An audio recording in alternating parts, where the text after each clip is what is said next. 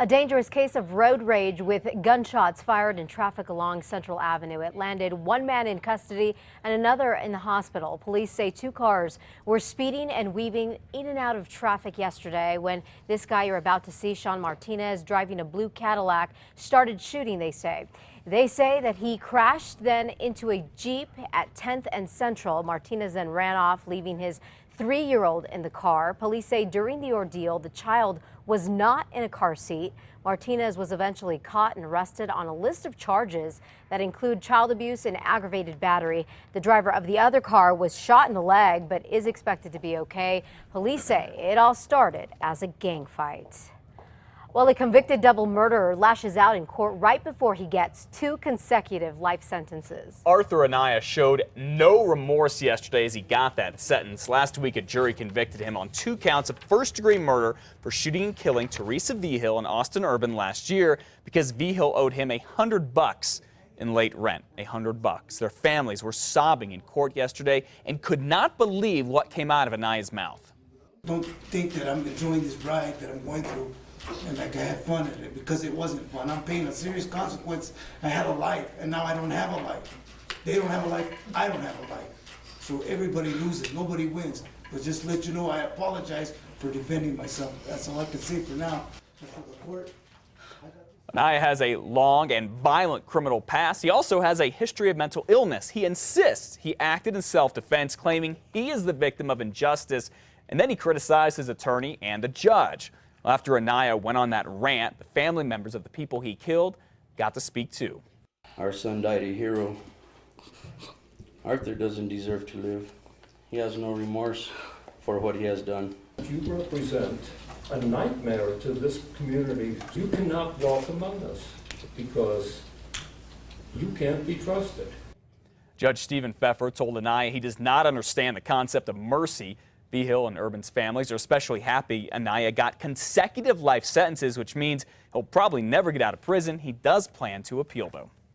A married couple that worked with young kids pleads guilty to federal child porn charges in court. You see, back in January, investigators found hundreds of DVDs in the home of Fred and Carrie Gonzalez. They say some of those DVDs even had child porn with kids as young as 3 years old.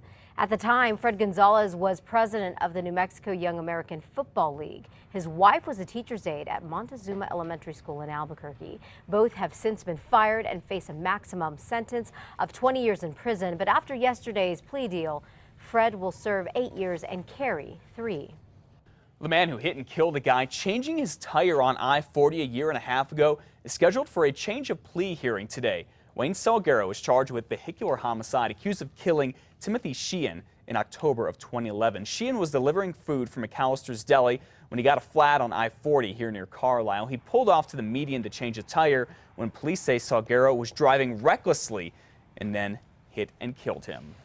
Another married couple in trouble with the law, accused of ripping off a lot of stuff from cars and trucks. Police say a husband and wife made this large haul, breaking into a number of cars in the ABQ Uptown area and in Northeast Heights last week. Officers say they found all of this: laptops, cameras, iPhones, iPods, credit cards, social security cards, and more in the trunk of a stolen car that they say Thomas Fagden and Constance Kitchell were driving. Some of this stuff is back with its rightful owners, but a lot of it is not. If it's yours, police would like to hear from you.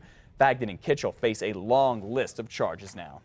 A Nobel Prize winning economist says in order to decrease crime in New Mexico, the state needs to increase graduation rates.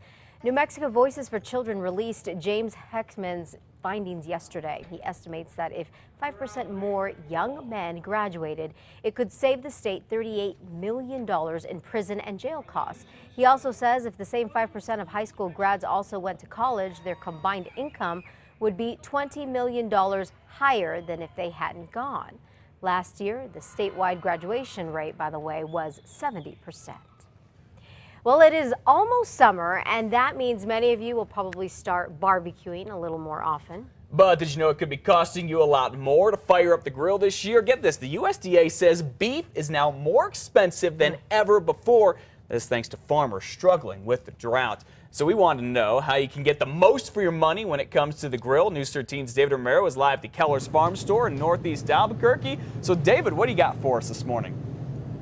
Well, Matt, we are graciously joined by Mike Keller of Keller's Farm Store this morning, up at the crack of dawn, even before it's dawn. But, you know, to kind of walk us through what you can expect to grill this summer, because this is going to be a nice summer, and a lot of people, like you said, want to get out there and barbecue. So, Mike, let's get into it right here. You know, these are some of the more popular cuts of meat. You know, what are we looking at in price here? Is it going up, or is it lower than normal? Pretty much all the protein prices, your beef, you know, buffalo, chicken, turkey, all of them are pretty much going up steadily. A lot of that's due to the drought and also the decline of the value of the American dollar. Let's start with some of these cuts here. What can people expect for price range on some of these cuts here? Let's start with some of these guys over here. Like the T-bones, I believe they're like $10.98 a pound. The porterhouse the same way. We have the bone-in ribeyes, which are excellent for grilling, and they're, I believe, $11.98 a pound. Has it been pretty drastic, this price increase that we've seen just this year? The big price increase was last year. This kind of been a steadily incline this year, but the main one was last year. Yeah. So availability, has that cut down on availability at all with the price shift that you've seen? I mean, are you having to scale back at all? As a whole, the United States is producing less cattle than they were, you know, 3-4 years ago, because there's less demand because of the price. But that's kind of across the board with everything. They're just eating less, I believe. Yeah. Great. Well, Mike, we're going to be coming to you about 3 more times throughout the morning, and this is just, you know, no matter the price, Matt, I mean, we're salivating over here. We would pay top dollar, which, you know, just for this meat, and it's really looking good. And of course, you know, this is going to be a very good summer for getting out there and barbecuing. We're going to come back and talk more about what we can throw on the grill coming up. Back to you guys. Thank you very much, Mr. Romero.